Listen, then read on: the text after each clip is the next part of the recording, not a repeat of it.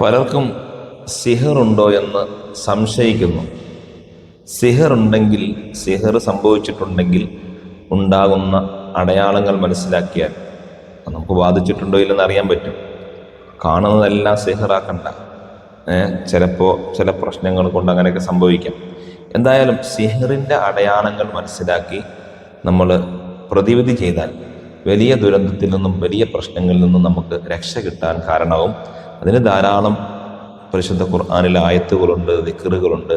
നമ്മുടെ ജീവിതത്തിൽ തന്നെ ചില കാര്യങ്ങളൊക്കെ ശ്രദ്ധിച്ചു കഴിഞ്ഞാൽ സിഹറിൻ്റെ ഷെറുകളിൽ നിന്ന് മാറിപ്പോവാൻ നമുക്ക് കാരണമാകും. അള്ളാഹു നമ്മുടെക്ക് വന്നിട്ടുള്ള എല്ലാ ബുദ്ധിമുട്ടുകളും, സിഹറാണെങ്കിലും ശൈത്താനിയത്താണെങ്കിലും എല്ലാ ഉപദ്രവങ്ങളും അള്ളാഹു മാറ്റി തരുമാറാകട്ടെ. ബിസ്മില്ലാഹിർ റഹ്മാനിർ റഹീം. അൽഹംദുലില്ലാഹി റബ്ബിൽ ആലമീൻ. അസ്സലാത്തു വസ്സലാമു അലാ അഷ്റഫിൽ മുർസലീൻ വഅലാ ആലിഹി വസഹ്ബിഹി അജ്മഈൻ. അമ്മാ ബഅദ്. പ്രിയമുള്ളവരെ, എന്ത് നല്ല കാര്യങ്ങൾക്കും ഇറങ്ങാൻ വേണ്ടി നിൽക്കുമ്പോൾ അതിനൊരു തടസ്സം വരിക. ഇങ്ങനെയുള്ള അനുഭവം നിങ്ങൾക്കുണ്ടായിട്ടുണ്ടോ? എന്തെങ്കിലും ഒരു നല്ല കാര്യം ചെയ്യാൻ പോവാണ്. ഇപ്പോൾ ഉദാഹരണം, നിസ്കരിക്കാൻ വേണ്ടി പള്ളിയിൽ പോകാൻ വേണ്ടി തീരുമാനിച്ചു. ബാങ്ക് വിളിച്ചു. അപ്പോൾ ബാങ്ക് വിളിച്ച് പള്ളിയിൽ പോകണമെന്ന് റെഡിയായി ഇങ്ങനെ വരുമ്പം എന്തോ ഒരു തടസ്സം വന്നിട്ട് ഒരു കോള് വന്നു. ഏതെങ്കിലും ഒരു കൂട്ടുകാരനായിരിക്കും വിളിക്കുന്നത്.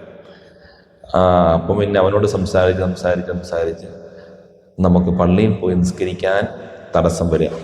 ഇത് നിങ്ങൾ ശ്രദ്ധിച്ചിട്ടുണ്ടോ? അല്ലെങ്കിൽ ഒരു മെസ്സേജ് വന്നു. ആ മെസ്സേജ് ഇങ്ങനെ നോക്കി നമ്മുടെ സമയം പോകും. അല്ലെങ്കിൽ ഒരു ഫേസ്ബുക്കിൽ ഒരു എന്തെങ്കിലും ഒന്ന് വായിച്ചുകൊണ്ട് നമ്മളിങ്ങനെ നോക്കി അതിൻ്റെ സമയം പോകും. അങ്ങനെ നന്മയിൽ നിന്ന് നമ്മളെ പിന്നോട്ട് വലിക്കുക, നന്മയ്ക്ക് അവസരം നഷ്ടപ്പെടുത്തുക.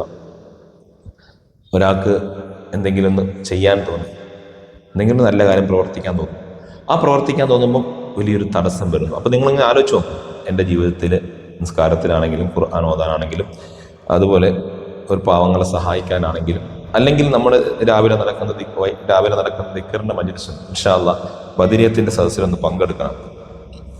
എന്നിട്ട് അസ്മാഉൽ ഹുസ്ന ഒന്ന് ചെല്ലണം, അസ്മാഉൽ ബദർ ഒന്ന് ചെല്ലണം എന്ന് മനസ്സിലൊക്കെ കരുതും. പക്ഷേ സമയത്ത് അതിന് തടസ്സം വരിക, സാധിക്കാതിരിക്കുക. വൈകിട്ട് കിടന്നുറങ്ങുന്നതിന് മുമ്പ് ഇന്ന് അള്ളാഹു നമുക്ക് തന്ന മുഴുവൻ അനുഗ്രഹങ്ങൾക്ക് നന്ദി പറഞ്ഞുകൊണ്ട് നമ്മളൊരു മജ്‌ലിസ് ഉണ്ട്. സലാത്തുകളൊക്കെ ചൊല്ലി, അതുപോലെ നമ്മൾ പരിശുദ്ധമായ ബുറുദ ചൊല്ലിയിട്ട് ദുആ ചെയ്യുന്നു.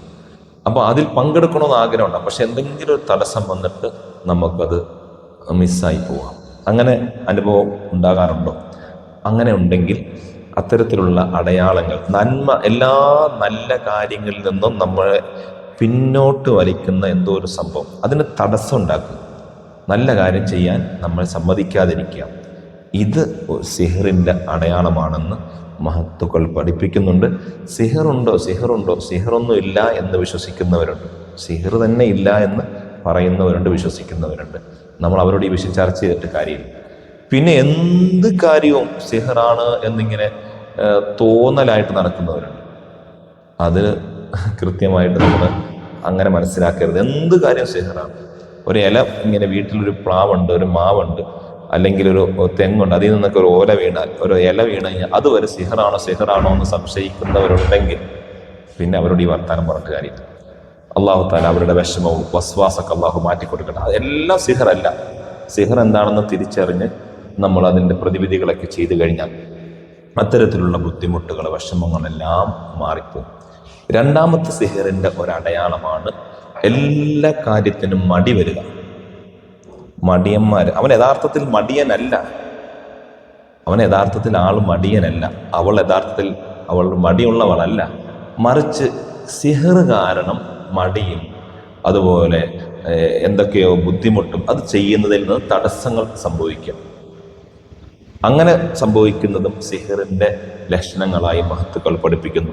യഥാർത്ഥത്തിൽ നമുക്ക് പരിശുദ്ധ ഖുർആൻ ഓതാൻ മടിയൊന്നുമില്ല. പക്ഷെ എന്തോ കുറച്ച് ദിവസമായിട്ട് മടി ഇങ്ങനെ ഉണ്ടാവും. എന്നും ഓതിക്കൊണ്ടിരിക്കുന്നതല്ല, പക്ഷെ ഓതാൻ മടി. കറക്റ്റായിട്ട് നിസ്കരിക്കുന്ന ആളാണ്, 5 വഖത്ത് പള്ളിയിൽ പോയി ജമാഅത്തായിട്ട് നിസ്കരിക്കുന്ന ആളാണ്, അല്ലെങ്കിൽ കറക്റ്റ് സമയമാകുമ്പോഴത്തേക്കും അവ്വൽ വഖത്ത് നിസ്കരിക്കുന്ന ഉമ്മയാണ്. പക്ഷെ കുറച്ചുകൂടെ നിസ്കരിക്കാൻ കഴിയുന്നില്ല. അല്ലെങ്കിൽ എന്തെങ്കിലും നല്ലൊരു കാര്യം, വീടൊക്കെ അടിച്ച് വൃത്തിയാക്കി എപ്പോഴും ഇടുന്ന ആളാണ്. പക്ഷെ ചൂലെടുക്കാനോ തൂക്കാനോ കഴിയുന്നില്ല. മനസ്സിലായില്ലേ? ചൂലെടുത്ത് തൂക്കാനോ അതുപോലെ പാത്രങ്ങളൊക്കെ ഒന്ന് കഴുകിവെക്കാനോ നല്ല കാര്യത്തിൽ നിന്നൊക്കെ ഒരു മടി, അലസത കൊണ്ടുവന്ന് മുന്നിലിടും. ഇതും ശൈത്താനിയത്തിൻ്റെ സിഹറിൻ്റെ അടയാളങ്ങളായി മഹത്തുക്കൾ പഠിപ്പിക്കുന്നുണ്ട്. അപ്പം അത്തരത്തിലുള്ള മടി, അലസത എല്ലാം അള്ളാഹു മാറ്റി തരട്ടെ. ചില കുട്ടികൾക്ക് നന്നായി പഠിച്ചുകൊണ്ടിരുന്ന കുട്ടി, ആൾ പഠിക്കാനൊക്കെ വീണ്ടും ഒരു കുഴപ്പമില്ല, കുറച്ച് ദിവസമായിട്ട് പഠിക്കാൻ അവന് കഴിയുന്നില്ല. നമ്മുടെ വീട്ടിലുണ്ടാവും, മക്കളിൽ അങ്ങനെ സംഭവങ്ങളൊക്കെ ഉണ്ടാകാറുണ്ട്. അപ്പം മടി ഉണ്ടാവുക എന്നുള്ളത് സിഹറിൻ്റെ ഒരടയാളമായി നമുക്ക് മനസ്സിലാക്കാൻ പറ്റും. അള്ളാഹു തആല സിഹറിൻ്റെ ബുദ്ധിമുട്ട് കൊണ്ട് പ്രയാസപ്പെടുന്ന ധാരാളം ആളുകളുണ്ട്.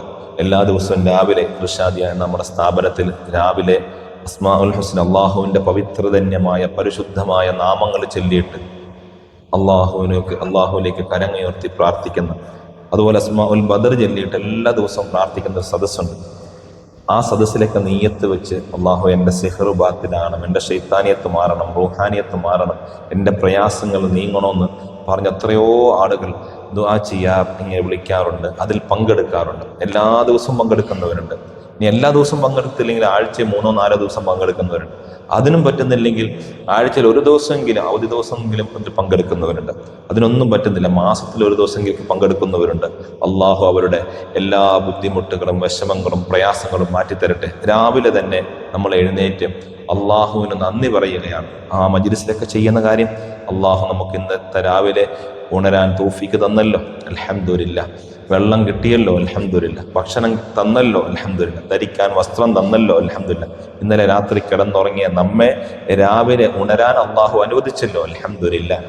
രാത്രിയിൽ നമ്മൾ കിടന്നുറങ്ങുന്നതിന് മുമ്പും നമ്മൾ എല്ലാ ദിവസവും സ്വലാത്തുകൾ ചൊല്ലി, ബുർദ ചൊല്ലി ദുആ ചെയ്യും. അപ്പോഴും അള്ളാഹുവിനെ സ്മരിക്കും. ഇന്നത്തെ ദിവസം നമുക്ക് ആഫിയത്തും ആരോഗ്യമൊക്കെ തന്ന റബ്ബിനെ നമ്മൾ ശുക്ർ ചെയ്യും. അങ്ങനെ ദിവസത്തിൽ രാവിലെയും വൈകിട്ടും നടക്കുന്ന മജ്ലിസിൽ പ്രത്യേകം ദുആ ചെയ്യണേ എന്ന് പറഞ്ഞ് വിളിക്കുന്ന ആളുകളുണ്ട്. നമ്മുടെ വീഡിയോയുടെ കമന്റ് ബോക്സിലൂടെ എത്രയോ ആളുകൾ പലവിധ വിഷമവും പ്രയാസമൊക്കെ പറയുമ്പോൾ, ചില രോഗത്തിൻ്റെയും ചില സിഹറുകളുടെ അടയാളമൊക്കെ പറയുമ്പോൾ, ഇതേ ലക്ഷണവും ഇതേ അവസ്ഥ എനിക്കുണ്ട് ഉസ്താദേ, എൻ്റെ കുടുംബത്തിലുണ്ട് ഉസ്താദേ എന്നൊക്കെ പറഞ്ഞ് കമന്റ് ബോക്സിലൂടെ വന്ന് പ്രത്യേകം ദുആ ചെയ്യണേ എന്ന് പറയുന്നവരുണ്ട്. അവർക്കൊക്കെ വേണ്ടി നമ്മൾ ദുആ ചെയ്യുകയാണ്. അള്ളാഹു അവരുടെ വിഷമങ്ങൾ, പ്രയാസങ്ങൾ, ബുദ്ധിമുട്ടുകൾ, അത്തരത്തിലുള്ള സർവ്വ ശർറുകളും അവരുടെയും നമ്മുടെയും അള്ളാഹു മാറ്റി ഖൈറും ബറക്കത്തും അള്ളാഹു നമ്മുടെ ജീവിതത്തിൽ തന്ന് അനുഗ്രഹിക്കുമാറാവട്ടെ. സമാധാനവും സന്തോഷവും അള്ളാഹു നമുക്ക് തന്ന് അനുഗ്രഹിക്കട്ടെ. സിഹർ എൻ്റെ ലക്ഷണങ്ങൾ ഇൻഷാ അല്ലാഹ് കുറച്ചും കൂടെ പറയാനുണ്ട്.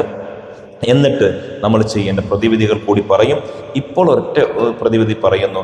നമ്മുടെ പ്രയാസങ്ങളും വിഷമങ്ങളും ബുദ്ധിമുട്ടുകളും സർവ്വ ശർറും സിഹറും മാറണമെന്ന് നിയ്യത്ത് ചെയ്തിട്ട് അള്ളാഹുവിൻ്റെ പരിശുദ്ധമായ നാമങ്ങൾ ചൊല്ലി മഹാന്മാരായ അസ്ഹാബുൽ ബദറിൻ്റെ പേര് പറഞ്ഞ് രാവിലെ നടക്കുന്ന ദുആഇൻ്റെ സദസ്സിലും വൈകിട്ട് നടക്കുന്ന പരിശുദ്ധമായ ബുർദയും സലാത്തും ചൊല്ലി നടക്കുന്ന തവസ്സുൽ ബൈത്തൊക്കെ ചെല്ലുന്ന ആ സദസ്സിലും ഇൻഷാ അല്ലാഹ് നിയ്യത്ത് ചെയ്ത് പങ്കെടുക്കുക. ഒരു 21 ദിവസം അല്ലെങ്കിൽ 11 ദിവസം 18 ദിവസം 41 ദിവസമൊക്കെ നിയ്യത്ത് ചെയ്ത് പങ്കെടുക്കുക. അള്ളാഹു നമ്മുടെ സിഹർ, ഷെറ്, എടങ്ങേറ്, മുസീബത്ത് എല്ലാം ആ മഹത്തായ മജ്ലിസിൽ ചെല്ലുന്ന ദിക്റിൻ്റെ, സ്വലാത്തിൻ്റെ, ഖുർആൻ പാരായണത്തിൻ്റെ, മാത്രമല്ല മുത്തഅല്ലിമീങ്ങളും ഹാഫിളീങ്ങളൊക്കെ പങ്കെടുക്കുന്ന സദസ്സാണ്. അവരുടെ കാമീൻ്റെ ബറക്കത്ത് കൊണ്ട് നമ്മുടെ വിഷമങ്ങൾ, പ്രയാസങ്ങളൊക്കെ അള്ളാഹു മാറ്റിത്തരട്ടെ. ഖൈറും ബറക്കത്തും നമ്മുടെ ജീവിതത്തിൽ അള്ളാഹു തന്ന് അനുഗ്രഹിക്കട്ടെ. ധാരാളം ആളുകൾ വിളിക്കുന്നവർ നമ്മുടെ മജ്ലിസിലൊക്കെ പങ്കെടുക്കുന്നവർ, പ്രത്യേകിച്ച് മജ്ലിസിൽ പങ്കെടുക്കുന്നവരാണ് എന്ന് പറഞ്ഞിട്ടൊരു മെസ്സേജ് അയച്ചു കഴിഞ്ഞാൽ ഇൻഷാ അല്ലാഹ് സൗകര്യമാണ്, അവർക്ക് കാര്യങ്ങളൊക്കെ പറഞ്ഞു കൊടുക്കാൻ പറ്റും. അള്ളാഹു നമ്മുടെ വിഷമങ്ങൾ, പ്രയാസങ്ങൾ, ബുദ്ധിമുട്ടുകളെല്ലാം മാറ്റി ഖൈറും ബറക്കത്തും നമ്മുടെ ജീവിതത്തിൽ തന്ന് അനുഗ്രഹിക്കുമാറാവട്ടെ. ദുആ വസിയത്തോടുകൂടി അസ്സലാമു അലൈക്കും വറഹ്മത്തുള്ളാഹി വബറകാതുഹു.